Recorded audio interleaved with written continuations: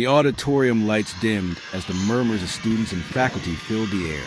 On stage stood a small, quiet figure, an 11-year-old black girl with dark glasses and a white cane leaning beside her. Her hands trembled slightly as she adjusted the microphone. A ripple of snickers moved through the crowd. One boy in the front whispered loudly, "This'll be funny," earning a few muffled laughs in the back row. Ms. Peterson, the music teacher, leaned against the curtain, arms crossed, lips curled in a faint smirk. Even the principal seemed more curious than supportive, but the girl didn't flinch. She took one deep breath, tilted her head upward as if sensing the lights, and placed both hands on her chest. The room fell into an uneasy silence, and then she opened her mouth to sing. 2 blocks away from the school, down a cracked sidewalk and behind a rusted gate, sat a tiny apartment with peeling paint and windows that rattled when trucks drove by. Inside, the humming old fan did little to cool the heat, but that didn't matter to Amara. Amara sat cross-legged on a worn-out mattress in her small bedroom, sunlight filtering through the curtains. She couldn't see it, of course. She hadn't seen anything since she was 5. A sudden illness had taken her sight. One day, the world had color and shapes. The next, only shadows and sound. But music never left her. She held a second-hand cassette player close to her ear, replaying the same scratch recording of Whitney Houston's "I Will Always Love You." Her lips moved with every word. Her voice, though quiet, carried something raw, something real. Her grandmother, Mama Ruth, stood outside the door, listening. A tear rolled down her cheek. Every note Amara sang was like a cry from the heart. A heart too big for the small life they were trapped in. Amara had never known her parents. Her mother died giving birth. Her father? He never stayed long enough to be remembered. Mama Ruth, nearing 70, worked part-time cleaning houses and ironing clothes. Every dollar went to food, rent, and medicine. Music school, lessons, a dream far out of reach. Still, Amara sang every day. In the kitchen, in the bath, in her sleep. The neighbors would sometimes stop and listen through the walls. One afternoon, while folding laundry, she asked, "Grandma, do you think I could ever sing on a stage?" Mama Ruth had smiled, brushing a braid behind Amara's ear. "Baby, if the world had ears like mine, they'd be begging you to." But at school, it was different. Amara had heard the other kids talk. Heard them laugh when she bumped into walls. Heard them say things like, "She can't even see her shoes. What's she doing trying to sing?" Every year, the school hosted a spring talent show. And every year, Amara would listen from the back row while other kids performed. She always imagined standing under the lights, hearing silence fall, and knowing, for once, everyone was really listening. But she never signed up, not until this year. Not until Mama Ruth whispered one night, while holding her close, "Don't let fear be louder than your voice, baby." And so, Amara had filled out the form, in Braille, slipped it quietly into the submission box. Now, the moment was here, and she was standing on that very stage. 2 days before the talent show, the sign-up list was posted on a hallway bulletin board. Amara's name, typed in large print with Braille dots underneath, sat at the very bottom. It stood out like a whisper in a storm. By lunchtime, everyone had seen it. "She's kidding, right?" Someone laughed by the lockers. "I didn't even know blind people could sing," another voice said mockingly. Amara walked down the hallway slowly, her cane tapping rhythmically, head held high, but her jaw clenched. She could hear them, every word.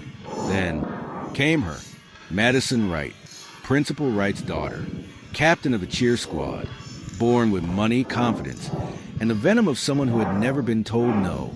Madison didn't whisper. She never did. "You're blind and think you can sing?" She scoffed loud enough for half the cafeteria to hear. "What are you going to do? Read the lyrics in Braille while you're on stage?" Laughter erupted around her. A tray dropped. Even a few teachers chuckled nervously from the faculty table. No one said anything to stop her. No one ever did. Amara paused mid-step, tilted her head slightly, as if trying to hear something far away. Her grip tightened on her cane, but she didn't respond, didn't flinch. Madison wasn't finished. You know what? I hope you do sing, she sneered. We all need a good laugh. It's called a talent show, not a pity party. The words hung in the air like smoke. A teacher near the vending machines looked up, lips pressed together, then returned to his coffee. The silence that followed wasn't out of respect. It was discomfort, and Amara could feel every second of it. She turned slowly, walking away from the crowd, keeping her pace steady, her face unreadable. Inside, though, a storm was brewing, not of anger, not of fear, but something much quieter, much stronger. She would let her voice answer for her. That night, Amara sat at the kitchen table, tracing the edge of her cereal bowl with her finger. The house was silent, except for the soft hum of the refrigerator. Mama Ruth placed a hand on her shoulder. You still thinking about that show? Amara nodded slowly. They're all laughing at me, Grandma. Mama Ruth knelt beside her. Baby, they laugh because they're scared of anything real. And your voice? It's realer than anything they've ever known. Amara didn't speak, but the next morning, she walked straight to the office, pulled out the Braille form she had filled out weeks ago, and placed it gently into the submission box. Behind her, two teachers whispered near the copier. Is that Amara Thompson? She's really going through with it? One of them snorted. It'll be a disaster. But Amara had already turned and walked away. Head high, shoulders steady. She had made her decision, and no one could take that stage from her now. The gymnasium had been transformed into a buzzing theater. Folding chairs lined up in uneven rows, a makeshift stage lit with warm yellow spotlights, and a crowd of parents, teachers, and students chatting as music played faintly through the speakers. Backstage, behind a heavy blue curtain, Amara stood still, her hands tightly clasped together. Her white cane rested beside a crate of props. Her fingers trembled, not from fear, but from the energy building in her chest. She could hear them. Laughter, whispers, shuffling feet. She's actually here, a boy muttered. No way she's really gonna do it, a girl whispered. Madison's voice pierced the chatter. Watch. She'll open her mouth, and we'll all get a lullaby from the Braille Brigade. A few kids snorted. Amara stayed still. Her face didn't change, but she gripped the fabric of her dress a little tighter. Near the microphone stand, someone moved silently. A boy from the tech crew. He pulled a wad of chewing gum from his mouth and pressed it beneath the mixed phone cover. Then he walked off, grinning. Ms. Peterson, the music teacher, stood off to the side with her arms crossed. She glanced at Amara and sighed dramatically. Let's hope this doesn't get too embarrassing, she muttered under her breath. Not knowing Amara's sharp ears caught every word. Out in the audience, Mama Ruth sat near the back, hands folded tightly in her lap, her Sunday best pressed and worn. She couldn't see much through tears that hadn't even fallen yet. Her lips moved silently, a prayer only a grandmother would know how to say. Number 7, the stage hand called. Amara Thompson. The buzzing room fell into a curious hush. Amara stepped forward, one hand on her cane, the other gently reaching out until her fingers found the mic stand. She touched it delicately, brushing the gum. Without noticing it, she adjusted the mic. The lights were hot, too hot. They blinded her more than her own blindness ever did. But she didn't move. She didn't flinch.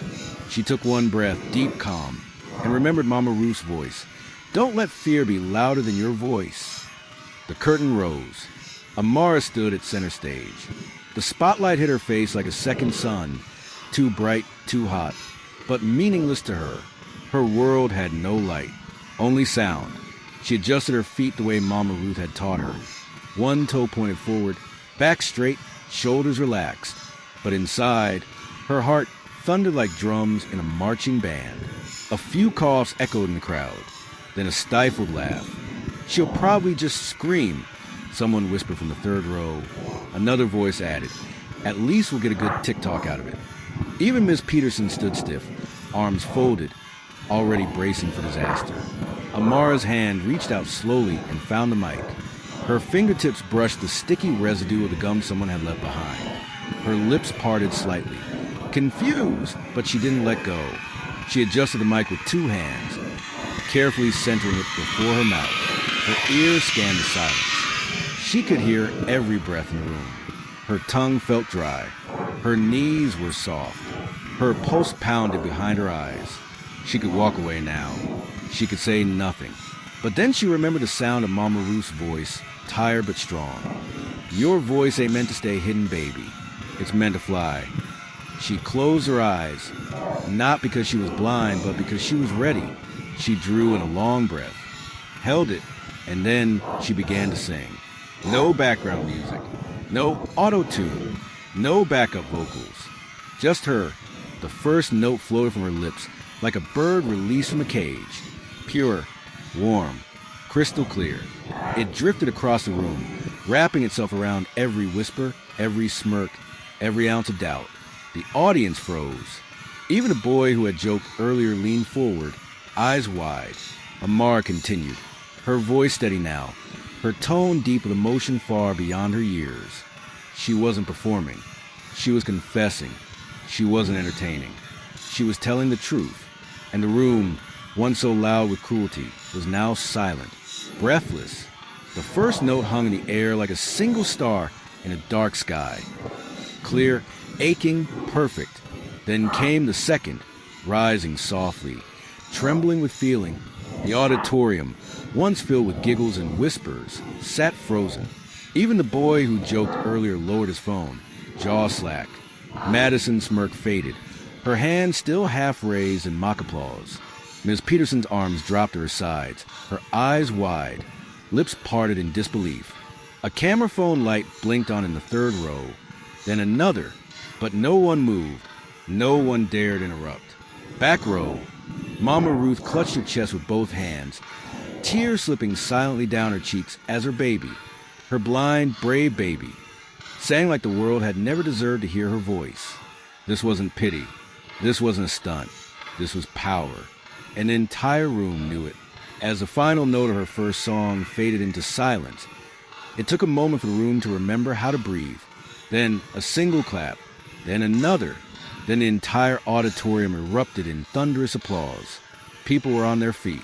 Some parents had tears in their eyes. Students who moments ago had been laughing were now shouting her name. Even Madison sat frozen, her arms folded tightly, eyes locked on the girl she'd mocked.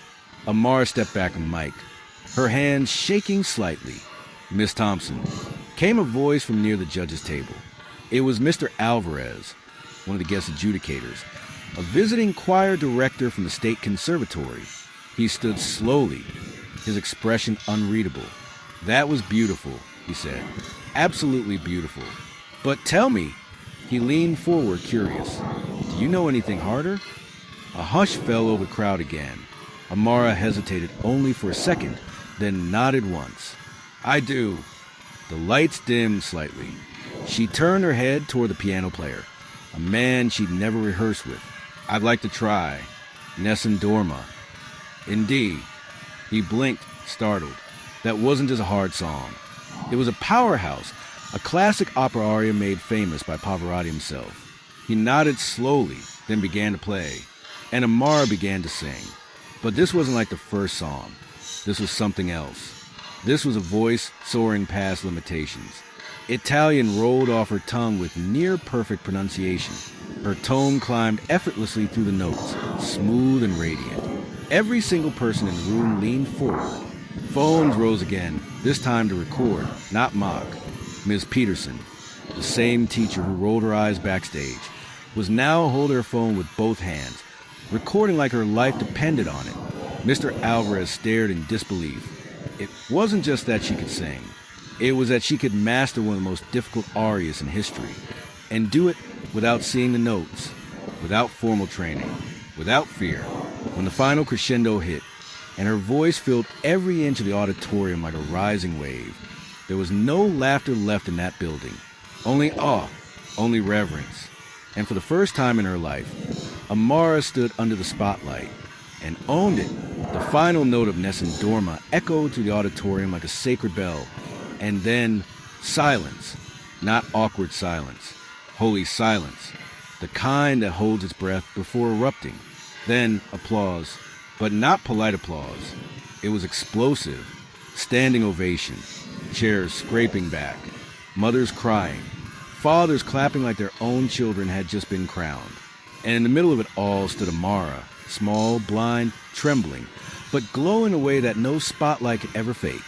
Mr. Alvarez placed his clipboard on his chair and slowly made his way to the stage. The room quieted as he climbed the steps. He stepped beside her, leaned gently toward the mic, and said, "Amara, who taught you to sing like that?" She tilted her head toward his voice, calm and sure. "My grandma," she said softly, "and YouTube." A few people chuckled nervously, not in mockery, but in disbelief. Alvarez blinked. "You've had no professional training?" Amara shook her head. The man turned to the audience and cleared his throat. "For those who don't know me," he said, "my name is Martin Alvarez. I'm the Regional Director of Admissions for Juilliard's Youth Music Initiative, and I've been judging talent competitions for the past 15 years. People began whispering. Even the principal sat up straighter. "I have seen prodigies," he continued. "I've seen polished, well-trained, expensively coached students from elite schools."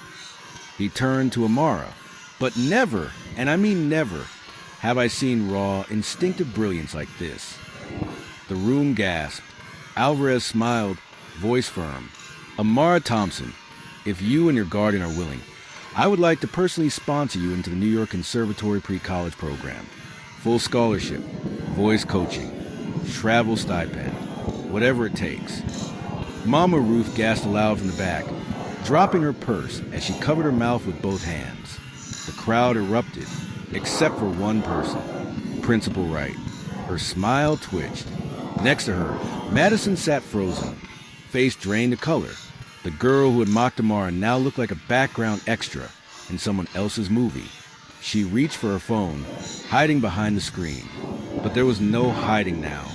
A student near the aisle turned to her and whispered, "You really call that a pity performance?" The principal's ears turned red. She adjusted her blouse and tried to clap. Too late. The moment had already crowned its queen. Alvarez turned back to Amara. "What do you say?" Amara's voice was small but steady. I'd be honored, sir." He placed a hand on her shoulder gently. "Then welcome to your new life." 1 week later, the school auditorium looked different, not because the stage had changed or the curtains had been replaced, but because everyone who sat beneath those lights had been changed. It was graduation day. Balloons floated above rows of chairs. Students straightened their caps. Parents clutched flowers and programs with trembling hands. Teachers smiled wider than usual, trying to hide their exhaustion behind pride. And then the principal stepped up the mic. "Please rise to the national anthem, performed by someone who has reminded us all what real courage, talent, and grace look like. Amara Thompson." A hush fell as Amara was led to center stage once again. But this time, the silence was reverent. Not a whisper, not a smirk, just breath held still. She stood tall, cane in one hand, mic in the other. Mama Ruth sat in the front row this time, wearing the same dress, but glowing like royalty. Her eyes were already wet before the first note rang out. And then Amara began to sing. This time, there was no shaking in her voice, no nerves, just strength. The anthem filled the room, pure, bold, soaring. Hands touched hearts. Teachers wiped their eyes. Even the janitor stood at the back of the room, mouthing every word. As the final Home of the Brave echoed through the gym, the audience rose to their feet in thunderous applause. But one figure moved faster than the rest. Madison, still wearing her honors sash. She walked across the stage quietly and hugged Amara tight. "I'm sorry," she whispered, so only Amara could hear. "I was wrong." Amara didn't reply with words. She simply smiled and hugged her back. From the crowd, Ms. Peterson clapped harder than anyone else. Her earlier doubts replaced with pride. The other teachers joined in, a wave of support that wrapped around the room like a song all its own. Mama Ruth stood and wiped her cheeks, whispering, "Thank you, Lord," through her tears. Amara had done more than sing. She had healed something, not just in the people who doubted her, but in the ones who had forgotten how to believe. 6 months later, a YouTube video titled "Blind Girl Silences School with Opera" had crossed 10 million views. Comments flooded in from every corner of the world. I'm crying at work. She didn't just sing, she changed me. This child is a definition of grace. Television interviews followed. Headlines spread. Blogs called her the voice you never saw coming. But none of it changed her. Amara still wore her favorite hoodie, still practiced every evening in her tiny apartment, still held her grandma's hand like it was the only thing grounding her to earth. Except now, she practiced for something bigger. Carnegie Hall, the most prestigious music hall in the country. And tonight, she stood center stage once more. Not in a school gym, not in front of classmates or skeptical teachers, but in front of full orchestra and thousands of people dressed in gowns and tuxedos. Mama Ruth sat in the front row, wearing the same press dress, hands shaking with pride as the announcer spoke. Please welcome to the stage, Amara Thompson. The lights dimmed, the room hushed, and from the darkness came her voice, stronger, fuller, deeper with life and purpose. It wasn't just a performance, it was a victory. As her final note echoed to the golden walls of Carnegie Hall, the applause was thunderous, not just in volume, but in meaning, because they weren't just clapping for talent, they were clapping for triumph. As the curtain closed and Amara stood backstage, someone from the press asked, "What's your secret?